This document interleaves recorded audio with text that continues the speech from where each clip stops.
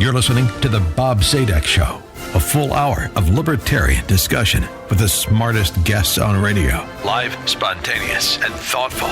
It's the show of ideas, not attitude. Now, your host, Bob Zadek. Good morning, everyone. Welcome to the Bob Zadek Show, the longest-running live libertarian talk radio show on all of radio. This Sunday and always the show of ideas, never once the show of attitude. Thank you so much for sparing an hour of your time this Sunday morning with me. Well, I've been walking around kind of in a funk. I've been feeling very much like a victim these days. I found myself being victimized by victims. I'm surrounded by victims. Everywhere I turn in the media, whenever I read, somebody is either actually or more likely self-identifying themselves as a victim. And I become, and many of us become, victims of this victimization we're surrounding ourselves with. And I started asking myself, how did things get so bad? How can there be so many victims in the world, especially on college campuses, but by no means exclusively limited to college campuses? It seemed to me, optimist that I am, that things are constantly getting better and better. How could we be accumulating exponentially so many victims? And now that includes me as a victim of victims. So I thought I better get to the bottom of this. And that leads me to introducing this morning's guest. This morning's guest is Mark Milke. Mark was kind enough to write a book to help me understand what's going on with the victim culture in America and, at no additional charge, in Canada as well. Because this morning's guest, Mark Milke, is a resident of Canada and a political observer of both life in Canada and in the U.S., and, more to the point of this morning's show, has written an important book, The Victim Cult: How Culture of Blame Hurts Everyone and Wrecks Civilization. So we will now learn, am I nuts? Am I overstating the problem? Or am I really surrounded by a bunch of grouchy, abused victims, and they are right, and I have to just suck it up? Mark, welcome to the show this morning. Thank you for having me on, Bob. So, Mark, the victim cult. Cult is kind of a strange word to follow the word victim. One doesn't get drawn into a group of other victims, or do they? That's what we normally think of when we think of a cult. They are seduced by some Svengalian leader who brings them in and promises them a better life, them being the victims or perceived victims. So the victim cult. Now, certainly in the world, in society, there are victims. People who have been subjected to mistreatment, wrongdoing, or just been subjected, having been dealt a bad hand. Either they're subject to natural disasters or to disease or something out of their control. So is victim something which happens to people? Is it a tactic to gain a greater end, or is it simply an identification of one's status in a certain area? What's your problem with victims, and why do they not simply have your sympathy and perhaps even your support? Well, actual victims do, and a victim, the victim cult. Let's unpack this. The victims you described can be any of the above. They can be real. They can be fake. They can address problems in their lives. This is really about looking at, though, the reason I call it a victim cult. Let's look at an historical example. I mean, but first let's start with the individual. No one disputes that some people, as you mentioned, are victims. I mean, there's wars, natural disasters, and the rest of it. There are over 7 billion people on the world. In the history of the planet, there's been something like 110 billion of us born and died. So we're going to bump into each other, even accidentally. That creates victims. There are real victims in history and now, so no one should dispute that, and one should have sympathy for actual real victims. The question, though, becomes, and this is where the cult comes in, is what happens when even real victimization to a person or a people turns viral. They obsess on it, almost like cult members do. They obsess over, in this case, a grievance, real or imagined. Let's take a real one from the victim cult. From one of the longest chapters in the book is on Germany and how it went from the land of Bach and Beethoven to the land known for Bergen-Belsen and Dachau. Well, most people are probably familiar with the victim narrative, the 1920s onward, where Germans thought themselves a victim of the Versailles Treaty, and Adolf Hitler plays this on this notion of victimhood in the 1930s when he comes to power in 1933 and beyond. Now, what most people may not know is that Germany was actually a victim of the French. You go back to the late 1700s, German lands, part of Germany was occupied by the French, as happens in occupations and wars. The Germans were victimized by French occupation. They finally kicked them out in the early 1800s. But then the Germans started to search around for their identity, and they excluded almost everyone. They became romantic about German history, and their notion of a true German, of course, was pretty much white and Protestant. So you couldn't be Catholic, you couldn't be Jewish. No matter how much you tried to integrate, it wasn't good enough. And they really became fascinated by this notion of pure German culture and how to make Germany great again. And it was only later, in the 19th century, they glom on to the notion of pure race, which most people are familiar with, but that came after this notion of pure culture. But they were actual victims. What they did wrong, among many things, the German people in the 1800s and beyond, was to think of themselves only as a victim and create this really defensive identity that excluded everyone else. And that's the problem. They literally started to believe that they were persecuted by the rest of the world, despite the fact they had their own militaristic problems. So that's kind of one example of a victim cult that goes viral and destructive, and actually leads to part of the subtitle for the book, how this destroys civilizations, because it certainly destroyed German civilization, and it almost destroyed the English-speaking West in World War II. Now, that's one example in history that most people are aware of. And what happened was the German people, to use your example, started off feeling that they were taken advantage of. I'm not trying to trivialize it, but and then what they did is they then went to the so what. What do you do about it? So once you achieve or are subjected to the status of victimhood, then the issue is, then what? And it seems to me from your book, and one can read into your book, that therefore, what does a victim, not depriving anybody of the status of victimhood, what does the victim do about it? And Germany is one example of what they did about it. They lashed out and sought revenge and sought to right a wrong, whatever label you want to put.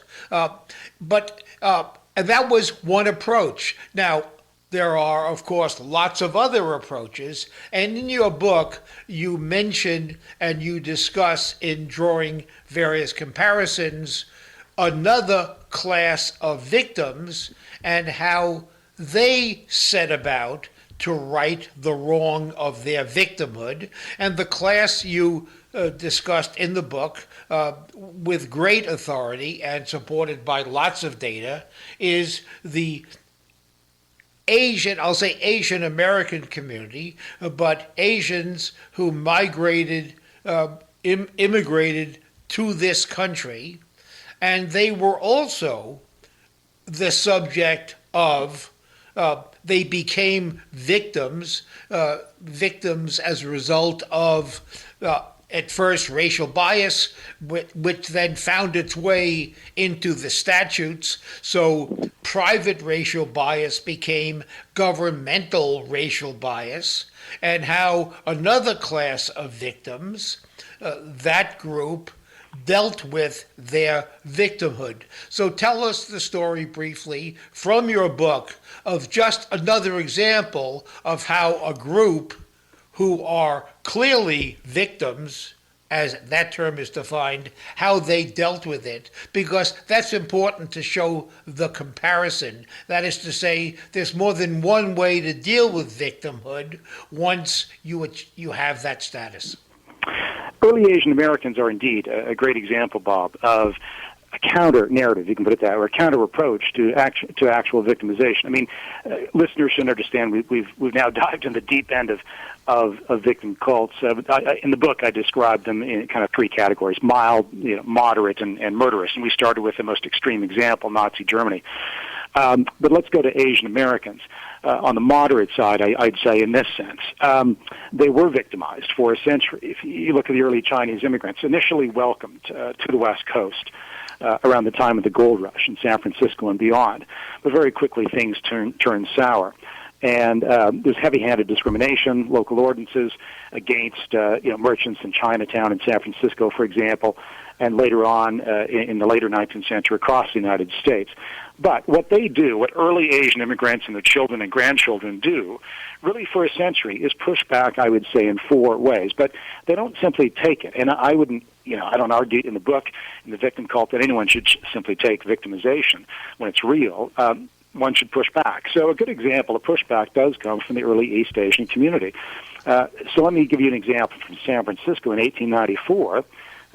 A gentleman by the name of Wong Kim Ark was actually born in San Francisco, but left the country to visit his grandparents, or his parents rather, in China. When the 21-year-old returns, a short time later, or several months later, he's denied re-entry because he's, considered not American because he's Chinese, even though he's born in the United States. Well, he fought this all the way to the Supreme Court. It takes 4 years. And he wins, as he should have, based on the 14th Amendment, that you're born in the United States. Doesn't matter what your ancestry is, you're a U.S. citizen. So the court rules in his favor in 1898 for 4 years. So that's an example of pushback. And there's all sorts of great examples in the victim cult of pushback from the early East Asian community between 1850 and 1950, really the most discriminatory period in American history against Asian Americans. And it's around the 1950s that they start to regain full civil rights.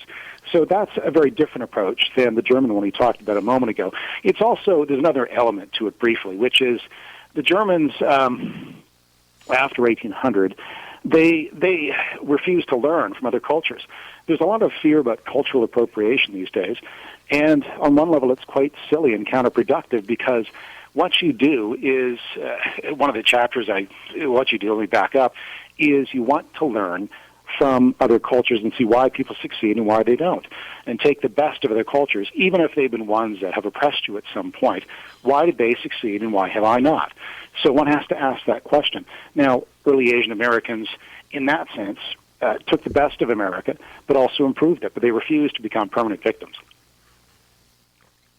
And what they did is their response was to, in the first instance, they simply took advantage of what they could take advantage of, which is education and entrepreneurship as best they could, constantly removing the barriers, but they did so not in, while taking on the system in the courts, they did so in a way that allowed them to achieve ultimately middle class and upper middle class status.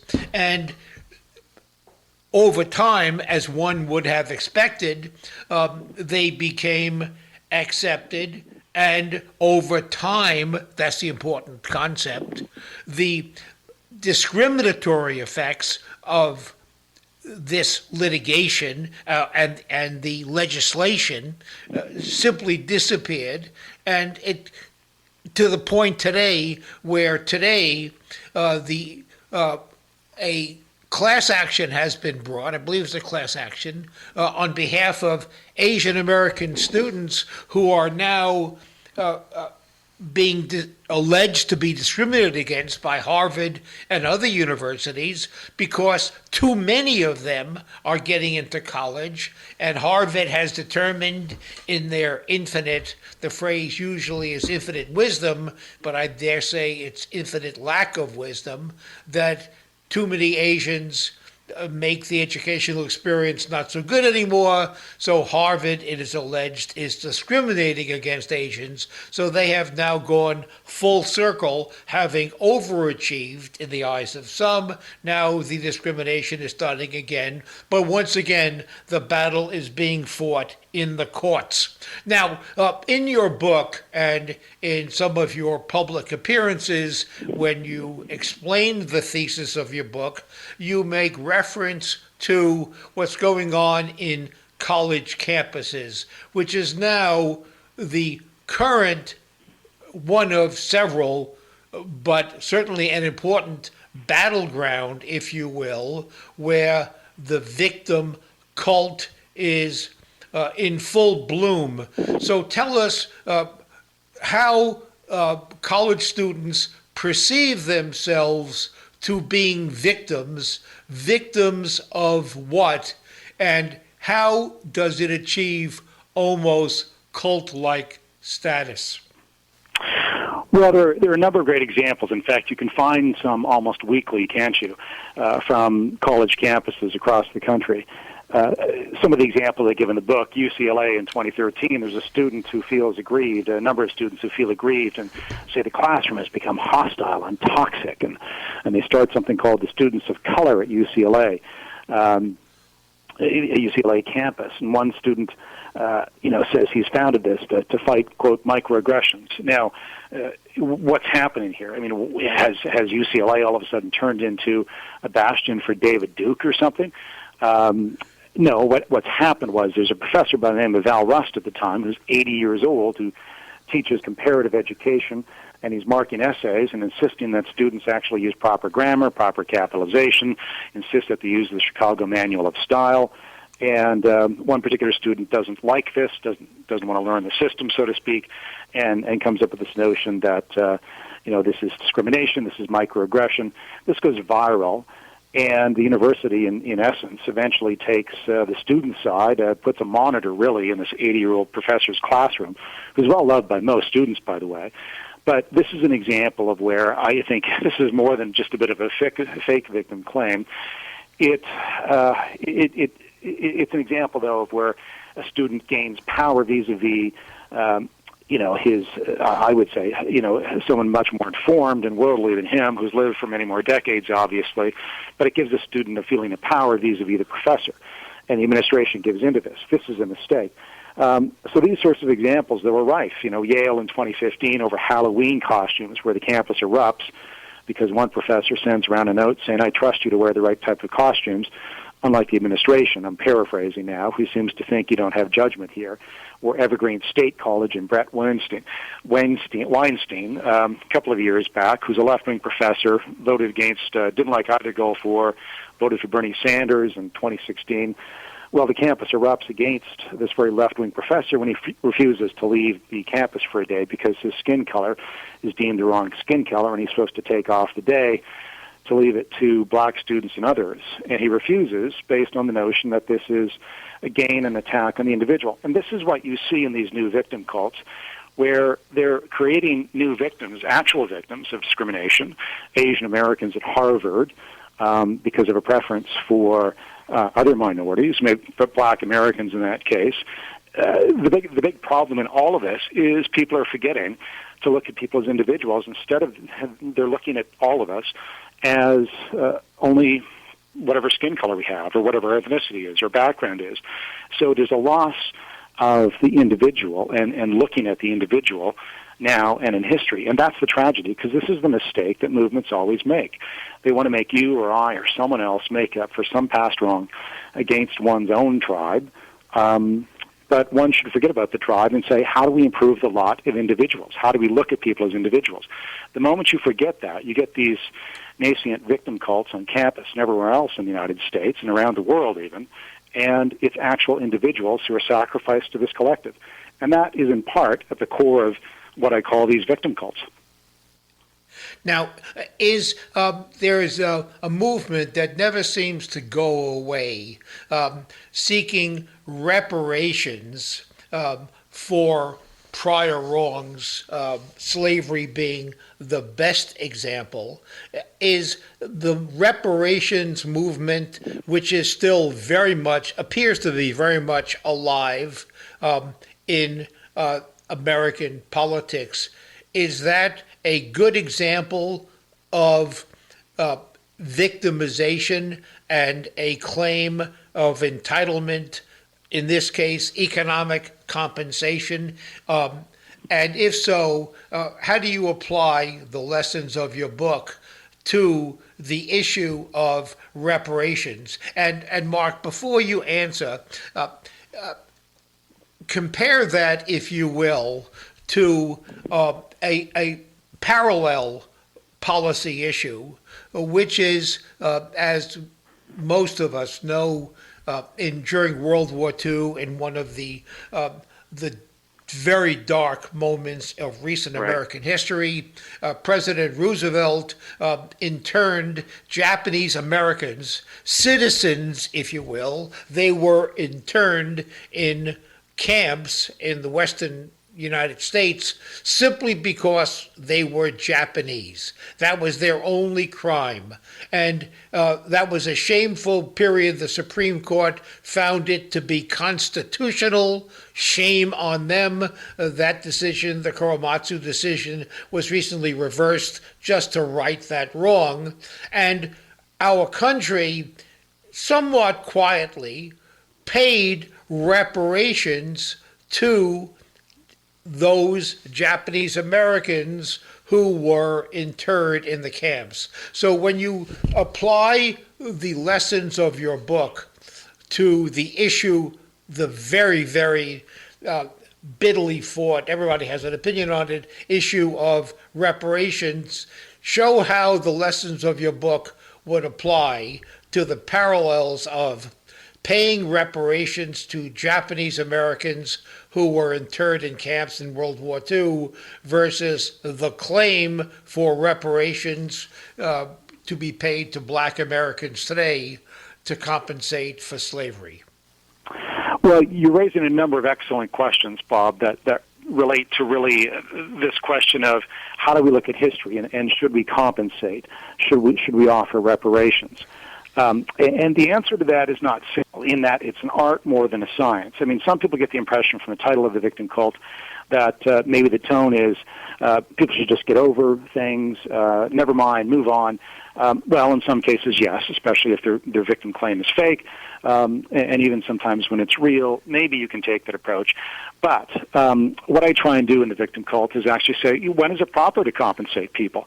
I mean, if you hit me with your car, yesterday and you're at fault, well, then you're going to have to pay for that and replace my car, at least your insurance company will.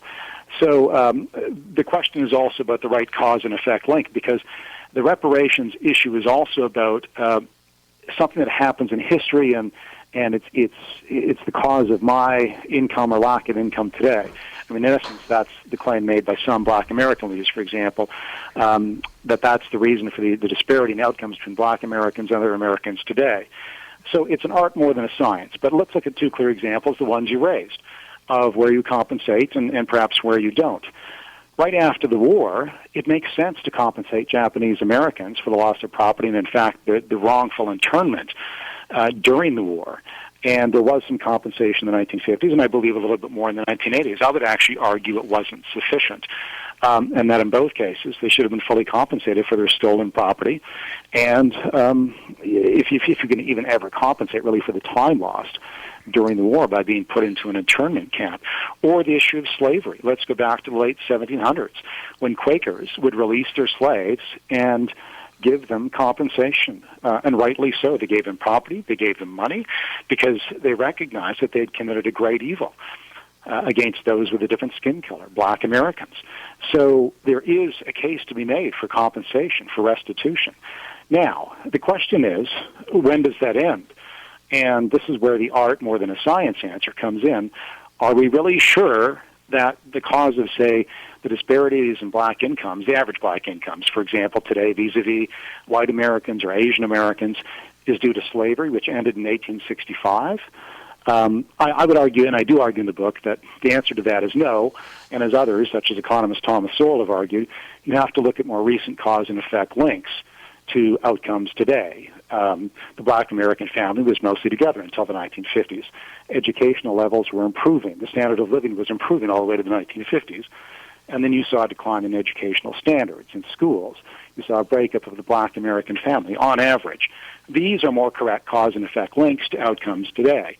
And so should we compensate for even slavery 170 years ago?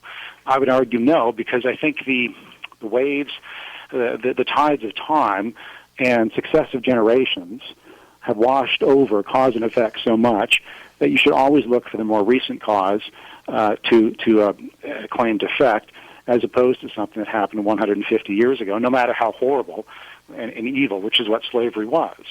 So I think it is more an art than a science, but the closer the event to the compensation, I think there's a stronger justification. And of course, to continue on with the thought you just offered about you try to have the wrong close to the person claiming to be entitled to compensation, of course, the major difference, in my opinion, between the compensation paid to Japanese Americans is that compensation was paid to the very individual who was harmed, as opposed to being paid to somebody several generations later who was not harmed but happened to be the grandchild or the great-grandchild of somebody who was harmed. So the art, rather than the science, as you aptly put it, applies to you want to compensate the person who was harmed, and as time interferes with that process, it's very hard to say that a great-grandchild was directly harmed, and if so, how much, by the evil perpetrated by the government. So I guess the conclusion is, if the government, by its wrongful action, harms you, then you ought to be entitled to compensation. After all, the government is the only institution that is lawfully permitted to use force, and indeed deadly force. With that empowerment to use force and deadly force comes a responsibility to use it properly. And the best example of that, perhaps, or a good example, is when somebody is wrongfully convicted of a crime and incarcerated. Later DNA tests show the person was innocent. They are often compensated as if money could compensate, but we do the best we can for their time in wrongful incarceration. So compensation for wrongful act of the government seems appropriate, but it's only appropriate if you're paying the compensation to the individual who was harmed and not to future generations. Now, it seems to me that what's going on, as well, Bob, which we should also remember, because as you're aware, Abraham Kendi and others will argue, well, there's more to this, though. It's kind of a moral reparation, right? That the money is symbolic of a moral reparations to black Americans. But that argument fails for me as well, because the problem with that is you're not taking into account in that argument the fact that the United States was a nation divided, the Civil War being the most obvious example, where you did have Northerners, you had abolitionists from the early 1800s forward trying to fight slavery. To demand compensation 2 centuries later is to, in fact, to indict all Americans and all of American history, instead of saying, look, there were two sides in this, and there was a good chunk of the American public, i.e. the North, that fought against the South and fought to free slaves and paid in treasure and blood to do so. And so the notion of kind of a moral reparations as exemplified by money, to me, seems to miss the mark here as well, because it indicts half the country. It indicts people who are in fact fighting against slavery, fighting against discrimination, and says every one of who's not my skin color might owe me for something that happened to my ancestors. Well, that's really just too broad, and I think it fails on that account as well. And of course, what's happened on the college campuses, as you had mentioned earlier, it seems to me that victimhood has changed from a condition, a status on the one hand. One can be the victim of a storm or governmental action or the like. That's appropriate status. To changing victimhood to nothing other than a tactic, a political strategy to gain an economic or some other tangible benefit. If you have nothing else going for you, then the tactic might be to persuade others that you are a victim. That puts you into a different status and gives you a claim to compensation that otherwise you wouldn't have. So it's this conversion. Also perhaps a sort of a thick-headed approach to history. And I mean, American college students, and I would argue even Donald Trump, who appears in the book as in the victim cult as an example, I think in many cases, as wrongly claiming victimhood of this or that person. I think in both examples, they're examples of the milder side of the victim cult spectrum, if I can put it that way. But let's stick with college students for a moment. I mean, the Yale college student or someone at Harvard or someone at UCLA is somehow a victim of anything. I mean, to me, it defies... what it shows is a lack of historical awareness. I mean, I start the victim cult out with an introduction by going through all the actual victims in history, those who fought in World War II, who never came back, or who were maimed and came back, but forever psychologically or physically hobbled. Women in history, who lacked rights for much of human history, and even males in human history who had to go off and fight the wars, or, were the ones in the coal mines, or the victims of industrial accidents because they were much of the workforce, because basic biology dictated that in much of human history, women would be at home and men would be in the coal mines and in the industrial factories and fighting the wars. So there are actual victims in history, and I have chapters on Rwanda. I have chapters on Yasser Arafat's attack on Jewish people and others around the world. And there is no shortage of victims in human history. So for college students in a liberal democracy to talk about victimization and use words like microaggression, to me, shows an unfortunate lack of awareness and any depth about really the actual tragedies and victimization in human history. And I think it's, for various reasons, as described some, but I think it shows perhaps a conceit. And part of this, by the way, is also not just college students, but others. When they make this claim of victimization, that your tribe beat up my tribe, therefore you owe me something, and Bill Clinton alluded to this when he blamed part of 9/11 on the Crusades 1,000 years ago. Well, part of this is looking back and expecting history to be perfect. I mean, I almost titled one of the chapters in the victim cult, Everyone's Ancestors Are Bastards, because if you go back far enough, you'll find that someone was unkind, to put it mildly, to my tribe, to your tribe, to whoever, and vice versa. There's no shortage of real victimization in human history. But it's a mistake to think that somehow we can balance out the billions of human beings and the multiple hundreds of billions or trillions of decisions and events and acts that took place in human history by compensation today, again, except for a tight cause and effect link. It's hubris to think we can sort through all that as if in a modern courtroom and pronounce guilt and innocence on you or me or my group or your group or however one wants to identify. It's hubris, and it's a utopian approach to history. And that's actually what's driving some of this as well. And I note in the victim cult, I mean, at least in the last century, you had Marxists that thought they could create a perfect future. They were wrong, and they were wrong on how to go about that. We have people today that are really utopian about the past and take offense because wrongs happen to, again, one's own tribe 100 or 1,000 or 2,000 years ago, and as if this was a modern-day event that demands someone sorting this out in a courtroom.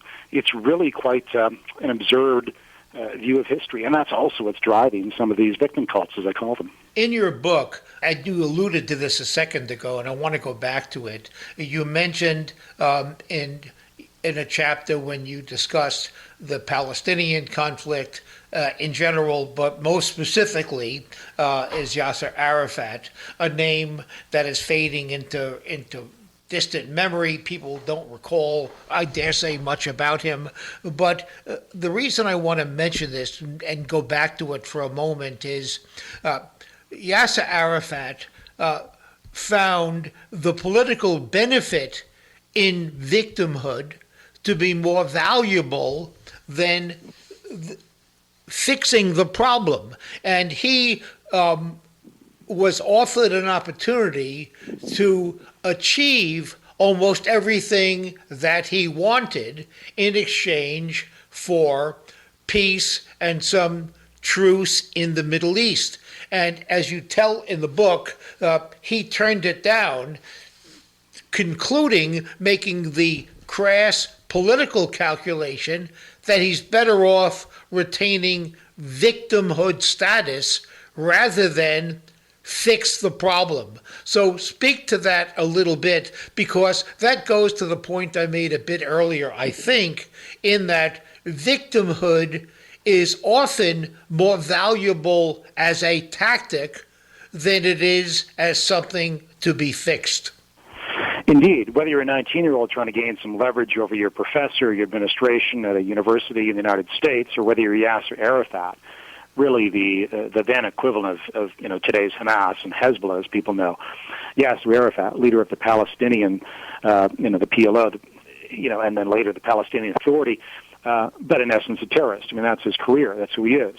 Well, even like Jerry Adams, who, was really a notional leader of the provisional IRA, despite his denials, he also used terrorism, but who eventually did a peace deal with Great Britain about Northern Ireland. Yasser Arafat had multiple opportunities over his lifetime as the de facto or actual elected leader of the Palestinians to bring the Palestinians into peace. And he continually turns down those opportunities. He sabotages them. And I think part of it is he was a revolutionary at heart, and he could never make the transition to statesman. It's crass power politics. And no one likes having to deal with a terrorist or a former terrorist, but sometimes they do bring their own people, so to speak, over to the peace table, as Jerry Adams did, and Yasser Arafat did not. But Yasser Arafat, interestingly, has a personal history, whereas his family lost some property 150 years before in Egypt, and I kind of wonder, and I point to this in the book, was this driving him and after 1948, where, he is a Palestinian, is displaced by another nationalist movement, or claims to be in his case. His family's history is from Egypt. And this is the narrative that he plays out for the rest of his life. And rather than turning the West Bank and Gaza into modern-day versions of Hong Kong, Singapore, Dubai even, he continually decides to play the victim card. And in fact, think about this. It also gives him more power internationally than he would ever have. I mean, what would a small territory like the Gaza Strip or the West Bank, if these became their own independent nations, how much, and they were peaceful, how much attention would be paid to the leaders of those nations? Yasser Arafat, in essence, would have become a governor of a very small country with a couple of million people at peace. Might have been corrupt, might have been successful, but no one would have paid attention to him. And for a revolutionary like Arafat, who also has this deep grievance narrative driving him, the sense of victimhood, this is a step down. American presidents, take your call. What happens if you got to go and become really the mayor of Gaza or the mayor of the West Bank and fix sewers and fix the education system? That's really boring, isn't it? So I think even psychologically, Yasser Arafat was so addicted, I think not only to terror, I think that's a big part of it. I think he had bloodlust, but also to the power of the victim narrative. So there's yet another example of the status of victim is more useful as a tactic rather than simply to right a wrong and then close the file. And I mentioned that the book again, doesn't it? How we wreck civilizations. Yasser Arafat wrecks the Palestinian civilization. He was a leader. I put a lot of responsibility in the victim cult on leaders. It's not a Tony Robbins 1, 2, 3 book of how to solve your personal problems or get past your own tragedies. It's really about, in many cases, looking at leaders and how they help or destroy their own societies. And Yasser Arafat's a great example. I mean, before he came along in the 1993 peace accords, the West Bank and Gaza were actually doing fairly economically well, albeit under the domination of Israel. And in one sense, so what? They were doing well. And Yasser Arafat took it backwards, took both territories backwards. So, I mean, there is an interesting thing here with where leaders matter a lot to these narratives and can do the positive thing, but Yasser Arafat chose not to do that.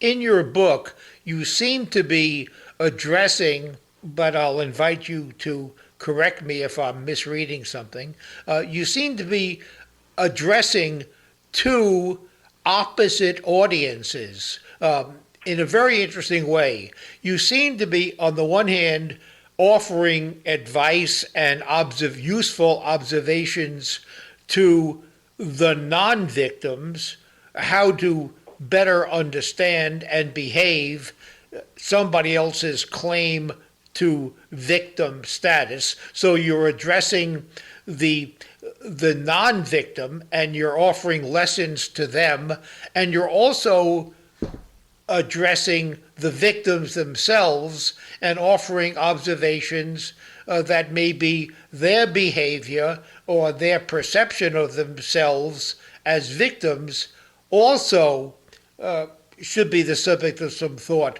So what are the lessons that you are suggesting to both the non-victims who read your book and to the perceived or actual victims who read your book? Because they're very different lessons to each group. Sure. So for the non-victims, perhaps the lesson is be very careful about whose victim tale you accept. And you may want to push back there on occasion, because there are a number of damaging things that come from accepting victim narratives on the face without investigating them. In fact, this is true of both groups, right? You can make wrong cause and effect links. We talked about lower average black incomes vis-a-vis other Americans. Are we really sure that slavery is the cause of that, or institutional racism is the cause of that, or something else, like lousy schools, broken families, and culture? Or the wrong focus. That's the second problem that comes from victim cults. How do we get out of the situation we're in? Well, the example of Asian Americans, who are also heavily discriminated against, as were Jewish Americans, as were other minorities throughout American history, not as badly as black Americans in slavery, obviously, but Asian Americans show the way forward. And if you get stuck in a victim narrative, you'll get stuck with the wrong focus, or if you accept the wrong narrative as a non-victim. And then the third problem, why does this matter, really, is what we're talking about, is you can accidentally create or intentionally the victims. And it doesn't matter whether we're talking about discrimination against the individual at Harvard and an Asian American who otherwise would be in but doesn't get in because of a focus on correcting group outcomes.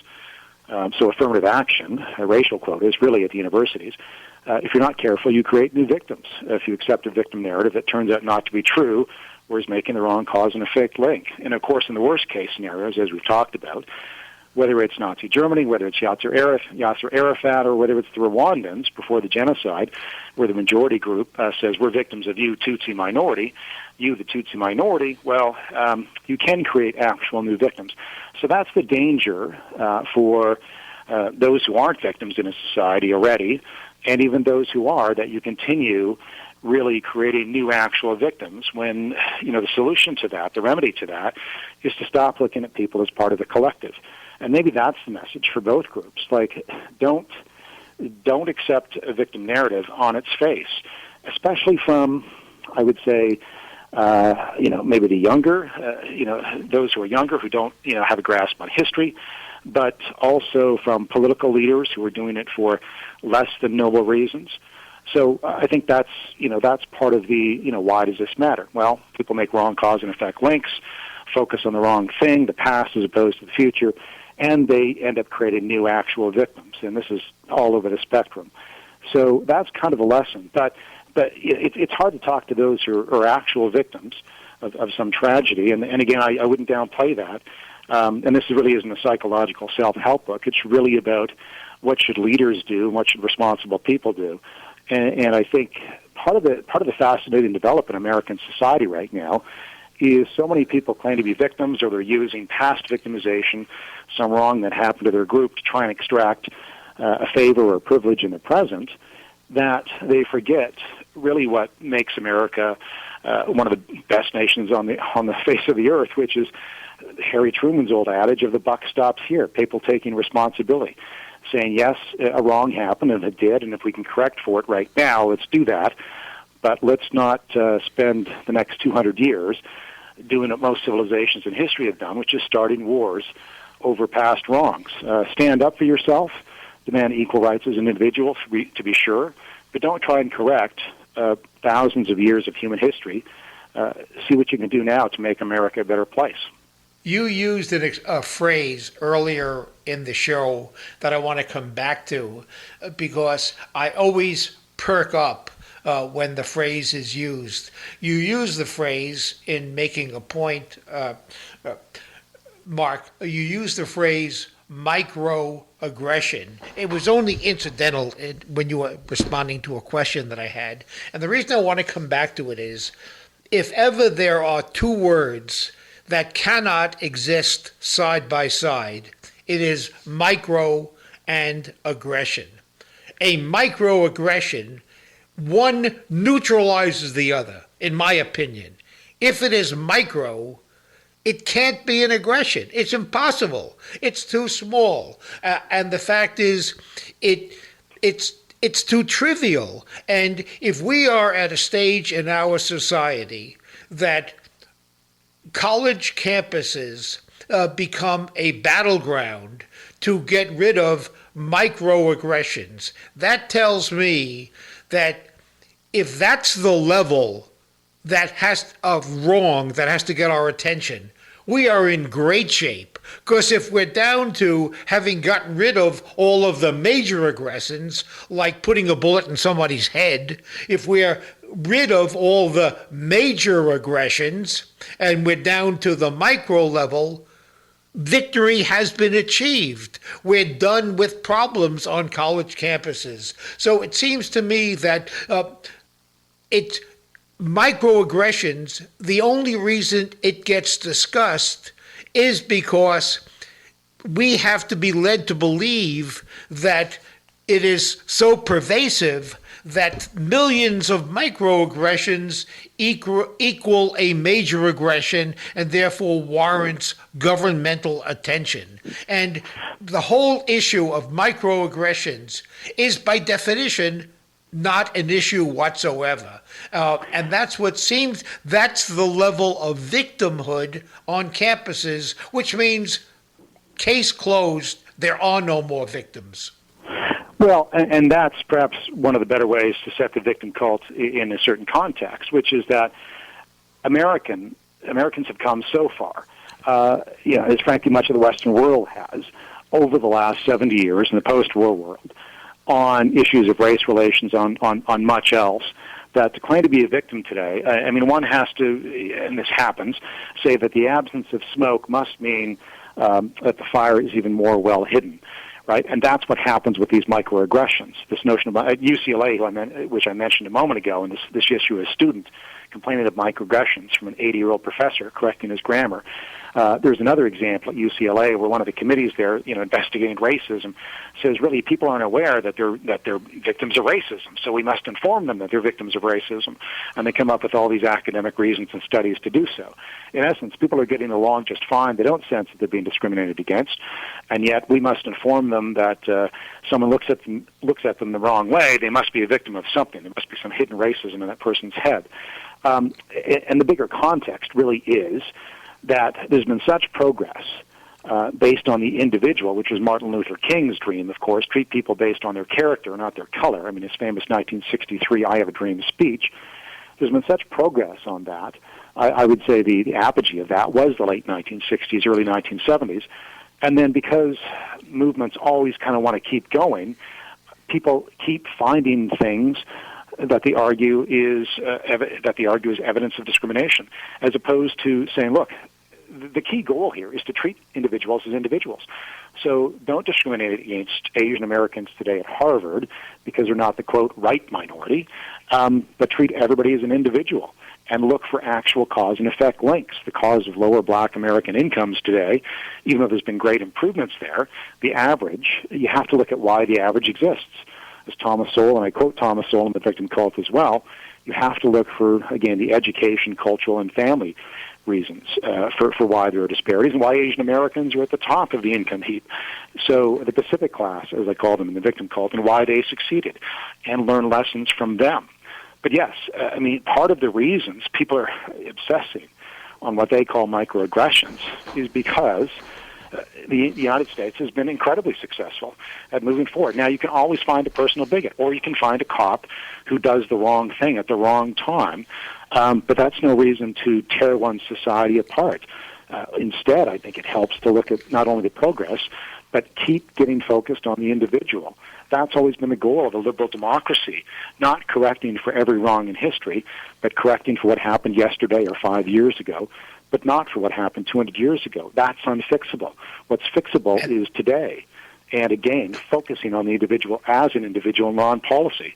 That's an important lesson, perhaps one of the most important lessons in your book, which goes us back to the founding principle in our country that there are no classes. You're not a member of a group. You are an individual, and you are looked upon by government and by others as an individual, not as a label. And your book had me think about when these victims complain about being victims. It's sort of like war on terror, war on drugs, war on this, war on that. Those wars have no end point. Therefore, once you achieve victim status, there will never be a point when you say, okay, we fixed it. We are no longer a victim. It is a permanent claim that you have. This is Bob Zadek. We've been spending an hour speaking with Mark Milke. Mark has written an important book, The Victim Cult, How the Culture